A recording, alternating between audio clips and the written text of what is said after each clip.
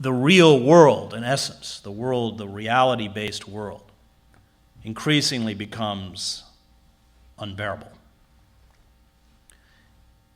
And that is what draws so many of these people into the embrace of the Christian right, which is, in essence, a worldview that is disconnected from reality. It's a non-reality-based vision that finds its coherence in a belief in magic and miracles, in a belief that God has a plan for us, that God will intervene on my behalf, that God has a destiny for me. And I learned when I spent 2 years writing my book on the Christian right that you can't push these people, because the rage or the anger that you engender is the anger of someone who is terrified of being pushed back into that reality-based world that almost killed them. And that explains their love of apocalyptic violence. They relish the thought that all of those secular forces that almost destroyed them will one day be physically destroyed, as well as everybody who was a part of that culture. And apocalyptic violence, a belief in magic, an embrace of historical and personal destiny, a culture that communicates through image and spectacle, is a totalitarian culture. We have created, in the words of the great political philosopher Sheldon Wolin, a system of inverted totalitarianism.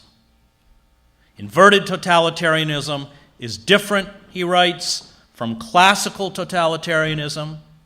It doesn't find its expression in a demagogue or a charismatic leader, but in the anonymity of the corporate state. In inverted totalitarianism, you have corporate systems that purport to pay loyalty and fealty to the Constitution and electoral politics and the language and iconography of American patriotism and nationalism, but have so corrupted the levers of power as to render the citizens impotent. What we have undergone is a coup d'etat in slow motion, and we have lost, and they have won.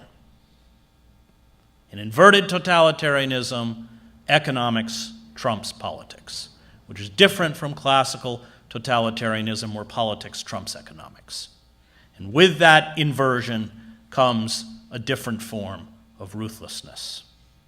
The commodification of American culture, the commodification of human beings whose worth is determined by the market, as well as the commodification of the natural world whose worth is determined by the market, means that each will be exploited by corporate power until exhaustion or collapse, which is why the environmental crisis is intimately linked to the economic crisis.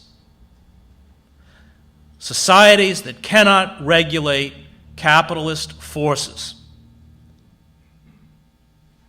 as Marx understood, cannibalize themselves until they die. And that's what we're undergoing.